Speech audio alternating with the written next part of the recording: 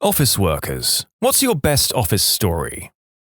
Used to work with a fairly large woman. Every winter she would catch a cold and hack and cough and just have a rough go of it. She would have these horrible coughing fits to the point where we thought she might pass out. One day she had a horrible coughing fit and peed herself. That night the carpet cleaners came in, pushed all of the office chairs into a back room and shampooed the rugs. Everyone came in the next day to find their chairs in a room and no one knew which chair was which. Everyone spent the day standing or sniffing their chair to see if they had the pee chair. The big lady was actually pretty dang nice and she went on to lose a bunch of weight, ditch her loser husband, and have a great life. So there's a happy ending there.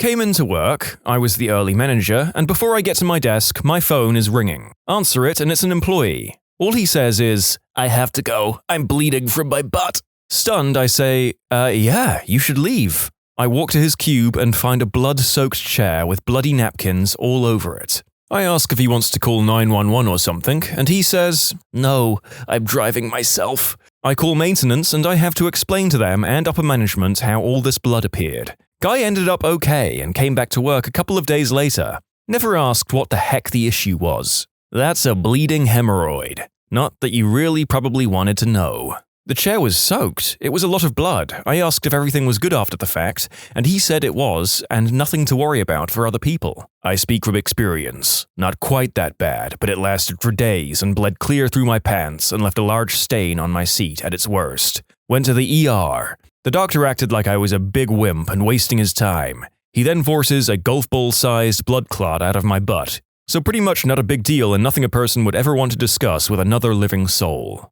I work in a public library, which combines all the joy of customer service and office work. Usually it's just people calling to get phone numbers verified, but there's a few who call for life advice, including, "How many calories are in rye bread versus whole bread? Do I need to water my cactus today? I updated Firefox and now I don't like it.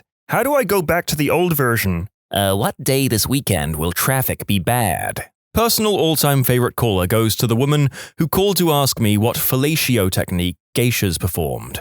I guess there is a tendency to automatically think that librarians must read a lot and therefore know more. As far as I know, that particular job is about storage and data entry, but this sure is a funny assumption.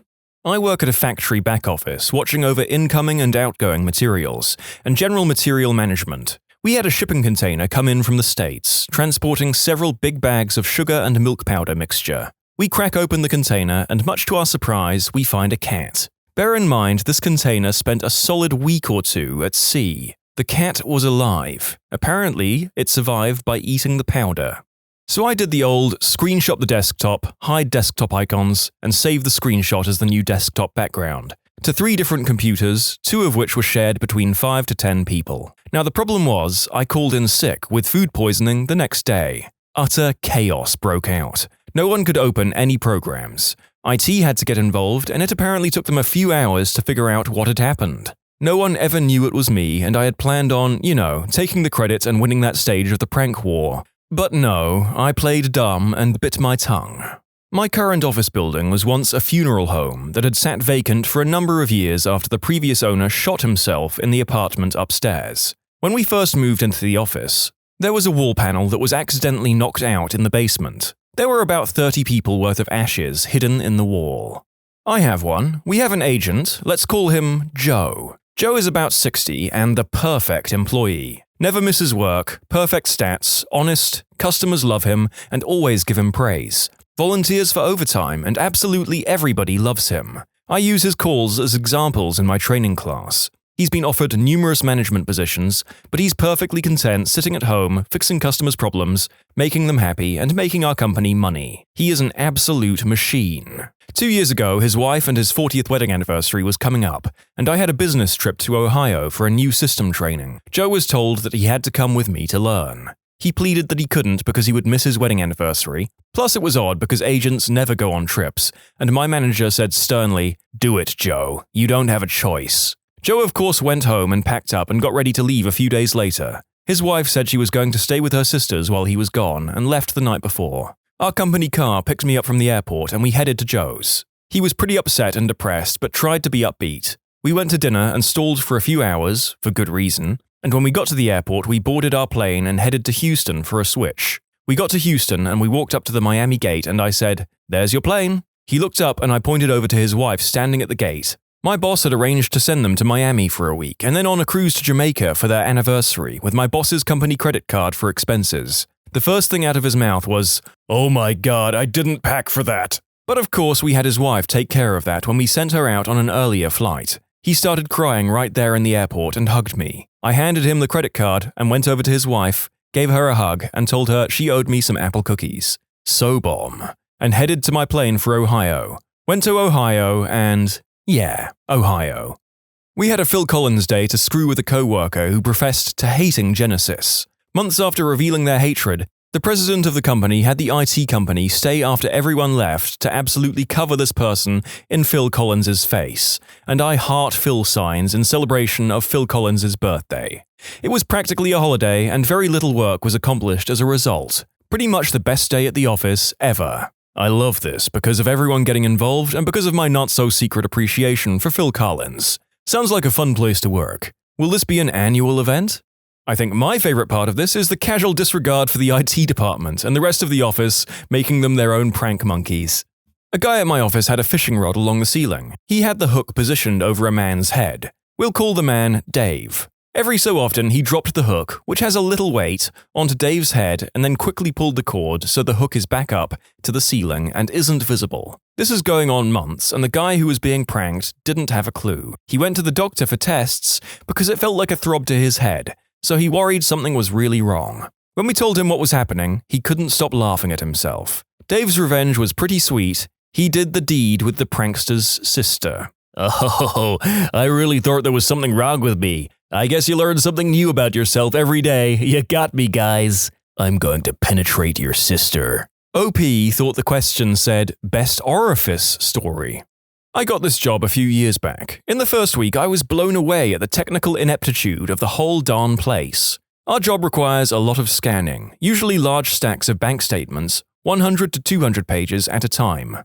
And the people who I worked with and for, more often than not, needed to scan things that were front to back. How they did this blows my mind to this day. Step 1. Flip the whole stack upside down so the reverse side was ready to scan. Step 2. Make a copy of every back side. Step 3. Take the reverse side and place it just behind its front side so that it would be page 1, copy of page 2, page 3, copy of page 4, etc. Step 4. Scan the whole stack face up. The amount of paper they wasted was unbelievable. That's the day I became a genius by showing them our enterprise-level scanner could scan front and back simultaneously with the push of 2 buttons. This is also when I became partly responsible for every IT issue in the office, despite having IT members on staff at all times.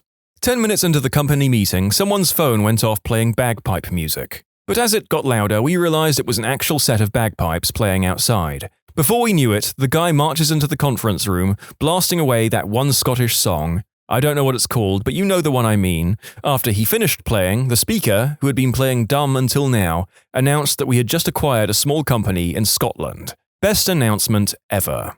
I worked with a guy we called Irish Jeff. We were on the sales team, and he will call customers and start singing "Oh Danny Boy" until the phone rings. When the customer answers and asks if he was singing, he will say, "Well, I am Irish." He will then talk to them for 45 minutes about his Irish heritage and the names of the boats that originally brought people over from Ireland, without letting them off the phone. He doesn't really ever talk about anything he's supposed to be selling. He was born and raised in Texas. We call them plastic patties in Ireland. They annoy us as much as they annoy you.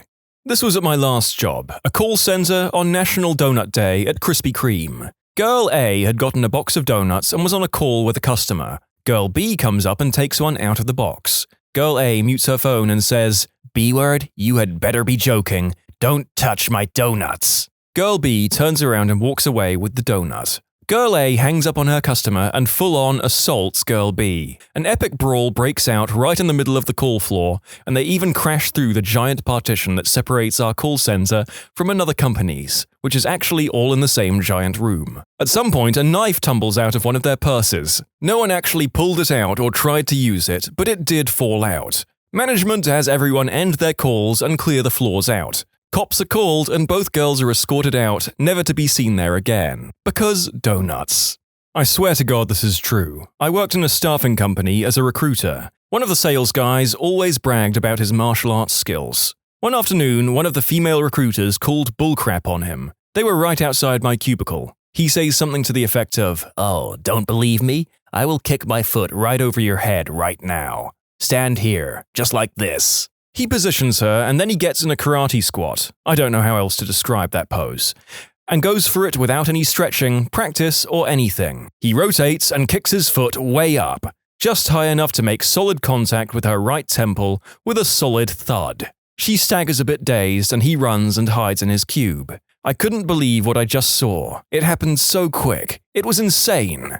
Ladies and gentlemen, I'm not sure if the individual is Michael Scott for the audacity and irresponsibility or Dwight Schrute for the martial arts. Maybe some kind of freak hybrid. We call her the Runner. Call center rep was going to be fired for refunding fees that had never been charged. She was essentially just giving away money because she couldn't figure anything out. About halfway to the conference room, she figures out what's happening. As such, she comes to a dead stop and refuses to keep going. She keeps asking her manager, "Johnny, are you going to fire me?" Of course he can't confirm since he's still in the middle of the floor, so he tells her he just wants to be able to have a conversation in private. She keeps asking and he keeps not answering. Eventually, she just turns around and takes off for her desk. Johnny is standing there for about 10 minutes trying to decide between going after her or continuing to the conference room where his boss is waiting for them. He finally decides on the conference room. Johnny is a pretty large guy and his boss is a chain smoker. After the boss knows what happened, they take off running over to her desk and the other rep tells them that she left. They then sprint down into the parking lot. Just as they get to the doors, they see her car pulling onto the street. They hung out for about 5 minutes to catch their breath. When they got back, Johnny called corporate HR, and they let him know that the rep had already called Aetna to file for a leave of absence. She got fired anyway. A girl I worked with, married, was screwing the boss, also married. They stayed after hours for weeks to do their thing in his office. For some reason, she opened up to me about this, even though we weren't friends, and she included the fact that he prematurely arrives all the time. So anytime he's being a butthole, I just picture that and I feel better. This morning, I found a bloody glove in my desk drawer, and Jim Halpert tried to convince me I committed murder. I think he may be the real murderer. My coworker was out of town for an office pancake breakfast. In her absence, we decided to make her a breakfast plate. We ended up making a Vitruvian man made of sausages on a Royal Chenet plate and hiding it in her office. She found it, and then the Vitruvian man began to travel office to office.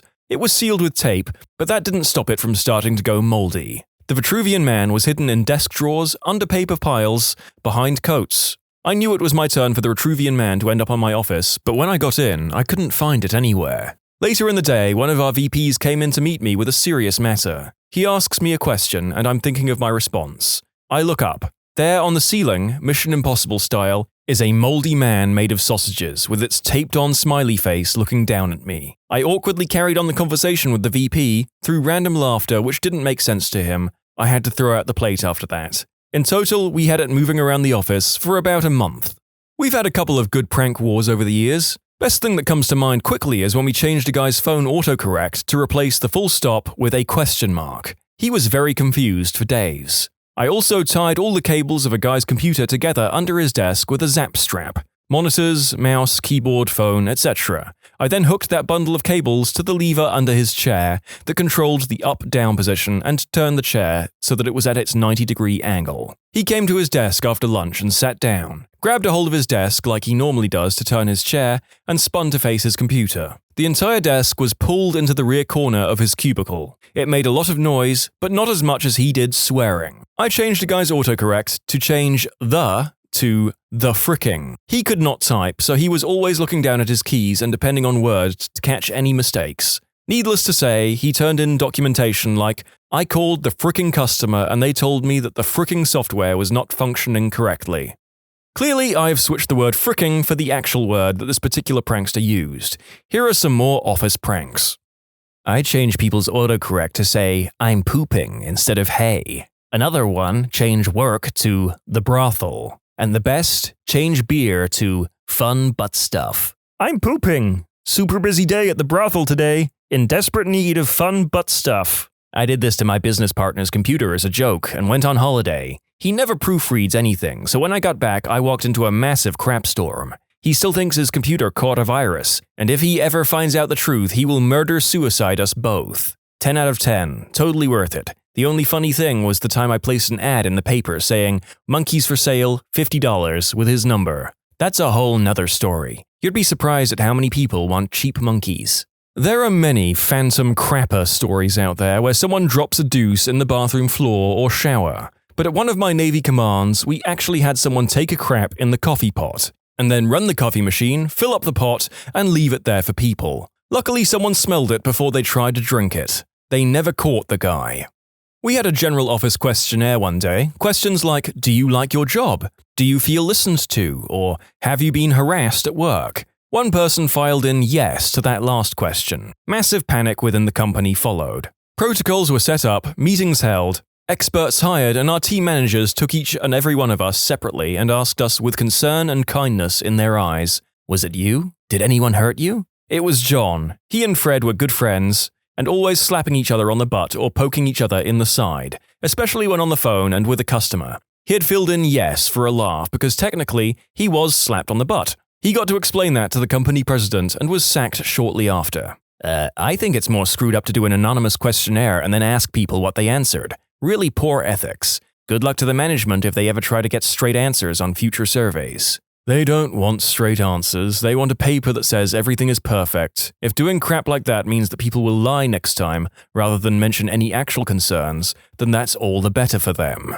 Two middle-aged women, late 40s, grey hair, mom jeans, got into a fight at the office. I won't use their real names. I don't remember the context of the fight, but Deb went into Stephanie's office and closed the door, and there was a little bit of shouting and then a thud. The door flies open just in time for me to see Stephanie throwing a punch. They yell at each other in the lobby, and one of them actually says, "Let's take this outside." So they do. Some of the younger guys in the office went after them and had to break them up in the parking lot. Only one of them got fired, and they offered me her job a few days later.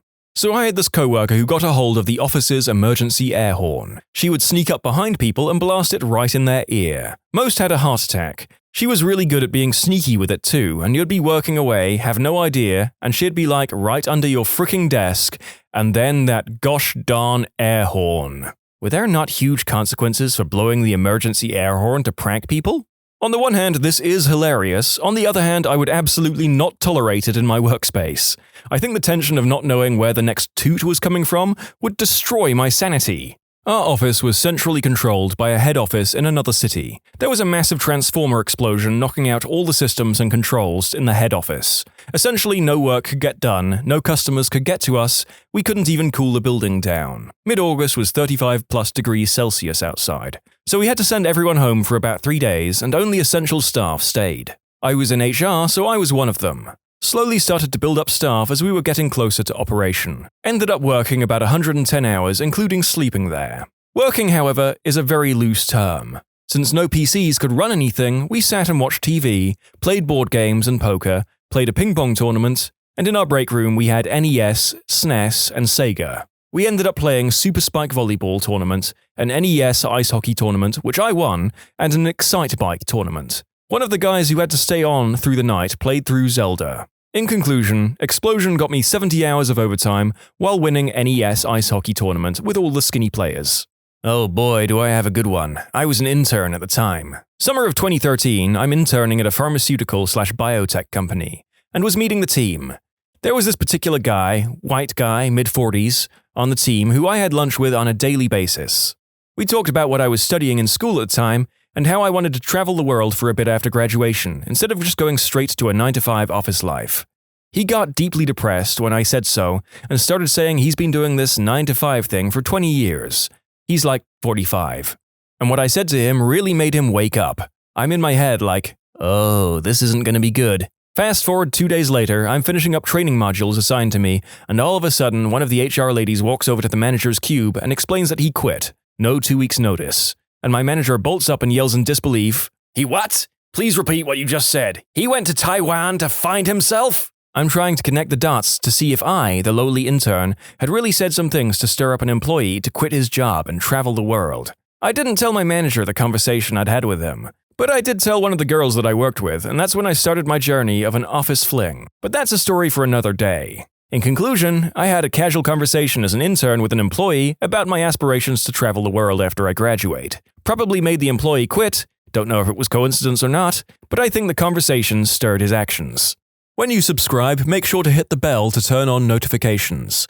Put the playlist on in the background to finish listening to all the stories, linked at the top of the description. And if you like Am I the Genius, give Am I the Jerk a shot, linked in the description too. Either way, thanks a lot for watching, and we'll see you guys next time.